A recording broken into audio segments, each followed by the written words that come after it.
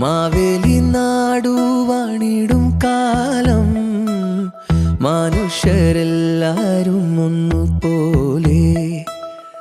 ആമോദത്തോടെ വസിക്കും കാലം ആപത്തങ്ങാർക്കുമൊട്ടില്ലതാനും മാവേലി നാടു വാണിടും കാലം മനുഷ്യരെല്ലാരും ഒന്നുപോലെ ആമോദത്തോടെ വസിക്കും കാലം ആപത്തങ്ങാർക്കുമൊട്ടില്ലതാനും കള്ളവുമില്ല ചതിയുമില്ല